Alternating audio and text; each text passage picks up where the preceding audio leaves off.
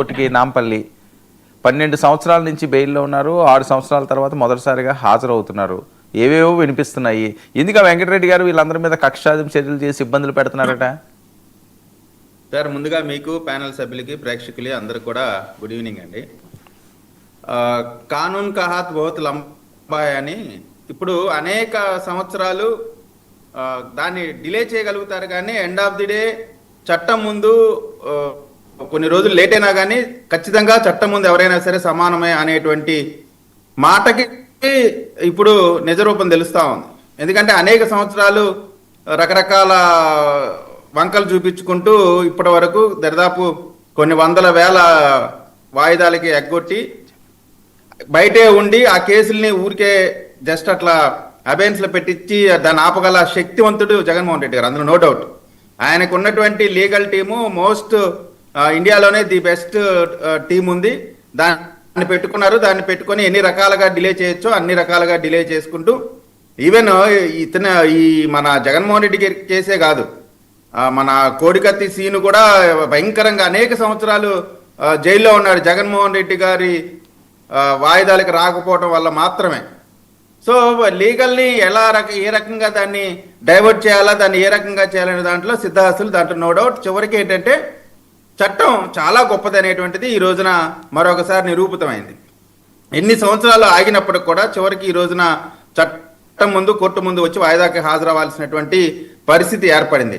సరే, మోహన్ రెడ్డి గారు చెప్తా ఉన్నారు నిర్దోషి, అసలు కేసులో ఎఫ్ఐఆర్ అయింది, అరెస్ట్ అయింది, రిమాండ్ అయింది, బెయిల్ వచ్చింది, బెయిల్ పైన ఉన్నారు, అనేకమైనటువంటి వాయిదాలు గతంలో వెళ్ళారు, ముఖ్యమంత్రి పదవి వచ్చిన తర్వాత వాయిదాలకు వెళ్ళటం మానేశారు. సో ఇటువంటి అనేకమైనటువంటి జరిగిన తర్వాత ఇప్పుడు ఆయన నిర్దోష, కడిగిన ముత్యమా, కడగకుండా అక్కడే ఉన్న ముత్యమా, ఏ ముత్యం అనేది రేపొద్దున కోర్టు నిర్ణయిస్తుంది. కోర్టు నిర్ణయించే వరకు మనం అయితే వెయిట్ చేయాల్సినటువంటి అవసరం ఉంది.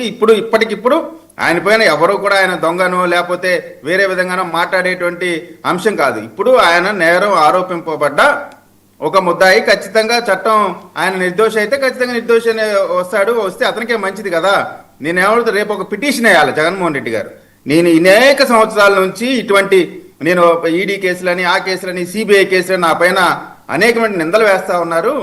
రేపటి నుంచి రెగ్యులర్గా ఎవ్రీడే నా కేసులన్నీ విచారణ చేయండి. మీరు ఎంత త్వరగా, ఒక వారంలో చేస్తారా, నెలలో చేస్తారా, 2 నెలల్లో చేస్తారా, నేను ఎవ్రీడే కోర్టుకు హాజరవుతాను.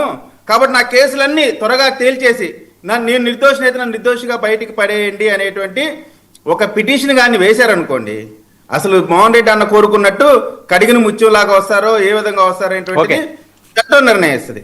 ఒకటి. రెండోది, హైదరాబాదు జనం వస్తారు, జనం ఏదో చెప్తా ఉన్నారు. సరే, ఇప్పుడు రాజకీయ పార్టీగా ఎవరి పార్టీ బేస్ ఉంటుంది, కొన్ని కమ్యూనిటీ బేస్ ఉంటుంది, అన్నీ ఉంటాయి.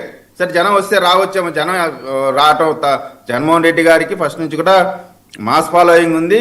మాస్ కమ్యూనిటీస్ ఫస్ట్ నుంచి కూడా కాంగ్రెస్ పార్టీతో ఉంది. కాంగ్రెస్ పార్టీతోనే, ఆ కాంగ్రెస్ పార్టీ జెండాతోనే, ఆ కాంగ్రెస్ పార్టీ నాయకుల అండదండతోనే జగన్మోహన్ రెడ్డి గారు ఈ రేంజ్కి వచ్చారు. అది అందరికీ తెలుసు. ఏ విధంగా జగన్మోహన్ రెడ్డి గారి ప్రస్థానం అన్నీ మనకు తెలియదు కాదు. అయితే ఇక్కడ ఒకటండి, మీరు వెంకటరెడ్డి గారి అంశం చెప్పారు. ఇక్కడ నిజంగా ఆయన చేసినటువంటి వ్యాఖ్యానాలు మీ దగ్గర డేటా ఉంటుంది, క్లియర్ కట్గా ఇది ప్రభుత్వ హత్య, సతీష్ని ప్రభుత్వమే చంపింది, ప్రభుత్వమే బాధ్యత తీసుకోవాలా అనేటువంటి మాట స్పష్టంగా చెప్పాడు. చెప్పిన దానిపైన అనంతపూర్లో, ఎక్కడ తాడిపత్రిలో ఎవరో కేసు పెట్టారు. కేసు పెట్టిన దానికి నిజంగా మీకు ఇప్పుడు రియల్గా చూడండి, ఆయన బ్యాగ్ తీసుకొని చక్కగా ఇస్త్రీ చొక్కా నలకుండా చక్కగా ఇస్త్రీ చొక్కా వేసుకొని ఎక్కడ ఆయన ముట్టుకున్నది కూడా లేదు, టచ్ కూడా చేయలేదు. గతంలో ఏం చేసేవాళ్ళు, చొక్కాలు పట్టుకొని, జుట్లు పట్టుకొని ఈడ్చుకొచ్చి వ్యాన్లో పడేసి అక్కడి నుంచి డైరెక్ట్గా సిఐడి ఆఫీస్, మీకు తెలుసో లేదో, ఒక వ్యక్తి అయితే కర్నూలు తీసుకెళ్లారు. కర్నూలు తీసుకెళ్తే అక్కడ చనిపోయాడు కూడా. కరోనా టైంలో ఒక అతను తీసుకెళ్తే అతను ఈ ఇంట్రాగేషన్ సమయంలో చనిపోయాడు కూడా. అది కూడా కేసు నడుస్తూ ఉంది. అంటే వాళ్ళకి మాకు మధ్య ఉన్నటువంటి తేడా చూడండి. చాలా గౌరవంగా పోలీసులు లోపలికి వెళ్ళేటప్పుడు చెప్పులు బయట ఇడిచారు. చూడండి ఎంత చట్టాన్ని. అయితే ఇక్కడ పోలీస్ చేసినటువంటి అల్టిమేట్గా చేసిన ఒకటి ఏంటంటే, ఆయనకు ఒక నోటీస్ ఇచ్చి, ఎందుకంటే సెక్షన్స్ అనేవి ఖచ్చితంగా బెయిలబుల్ సెక్షన్స్ ఇవ్వాల్సినటువంటి అవసరం ఉంది. రిమాండ్ పెట్టినా కానీ ఖచ్చితంగా జడ్జి గారు రిమాండ్ రిజెక్ట్ చేస్తారనేది జనరల్ చిన్న వాళ్ళకు కూడా తెలుసు. సో దానికి ఇప్పుడు ఏంటంటే ఈయనకి అరెస్ట్ రిమాండ్కి జడ్జి ముందు ప్రవేశపెట్టకుండా జస్ట్ ఆయనకు నోటీస్ ఇచ్చేస్తే ఏం లేదు. నిజంగా నన్ను అడిగితే వెంకటరెడ్డి గారు ఆ పోలీసులకి ఆ కేసు పెట్టిన వాళ్ళిద్దరికి కూడా దండేసి దండం పెట్టాలా, లేకపోతే కృతజ్ఞతలు తెలియజేయాలా. ఈ రోజున ఎంత ఎలివేషన్, ఎంత పబ్లిసిటీ వచ్చిందంటే వాళ్ళ ఆ పోలీసులు కాను ఆ కేసు పెట్టిన వాడికి ఇద్దరికి థ్యాంక్స్ చెప్పాలా. లేకపోతే మా వెంకటరెడ్డి గారు ఏలే ఉంటే ఇప్పుడు ఏ ప్లస్ అయ్యాడు. No doubt. ఇప్పుడు సార్ ఒకటి, అధికార ప్రతినిధులుగా మనం చెప్పేటప్పుడు అన్యాయంగా ఎవరిపైన కేసు పెట్టి జైలుకి పంపించేటువంటి కార్యక్రమం, ఎవరి ఫ్రీడమ్ ఆఫ్ స్పీచ్ ను కూడా హరించడానికి ఏ ప్రభుత్వానికి, నేను అనేది ఏంటంటే ఈ ప్రభుత్వమే కాదు, ఏ ప్రభుత్వం అయినా సరే ఫ్రీడమ్ ఆఫ్ ఎక్స్ప్రెషన్ అనేది చాలా ఇంపార్టెంట్. మన ఫండమెంటల్ రైట్స్ కి విఘాతం అనేటువంటిది కలగకూడకుండా ఉండాల్సినటువంటి పరిస్థితి ఉంది. ఇక్కడ ఇంకొక మాట కూడా చెప్తా ఉన్నారు, అనేక మంది పార్టీల్లో వేరే వేరే నాయకులు కూడా తెలుగుదేశం వాళ్ళు కూడా అన్నారు కదా అని. ఎస్, ఈ రోజు వరకు తెలుగుదేశం పార్టీకి సంబంధించిన వాళ్ళు ఈ విధంగా అన్నారని ఎక్కడన్నా ఒక కేసు పెట్టారా? మీరు కేసు పెట్టుంటే సరే, వెంకటరెడ్డి మీద కేసు పెట్టారు కాబట్టి అది ఎఫ్ఐఆర్ అయింది. దీనికి ఏదో పార్టీ మొత్తం ఏదో వెంకటరెడ్డి మీద కాన్సన్ట్రేట్ చేసినట్టు, వెంకటరెడ్డి అనగా ఇక్కడ ఏందో మొత్తం తడిసిపోయి ఇవన్నీ ఏంటంటే ఎలివేషన్స్ ఎంతనే వచ్చు. నేను ఒకటి అడుగుతా ఉన్నానండి, మీకోసం ఇంతకంటే ఒళ్ళు చించుకొని ఒళ్ళు బలిసి చేసినటువంటి బోరుగడ్డ అనిల్ని మీరు ఎందుకు వదిలేశారు? ఆయన్ని మీరు ఎందుకని ఈ విధంగా సపోర్ట్ చేయట్లేదు? అంటే మీకు అవసరమైనప్పుడు సాక్షి టీవీలో షర్మిలా గారిని తిట్టించడానికి సాక్షి మైక్ పెడతారు, కానీ ఈ రోజున వెంకటరెడ్డికి మాత్రమే ఇచ్చే ఎలివేషన్ ఈ రోజు వరకు కూడా బోరుగడ్డ అనిల్ని కేవలం వాడుకొని వదిలేశారంటే ఏంటి? ఆ వివక్ష ఏంటి? ఆ డిస్క్రిమినేషన్ ఏంటి?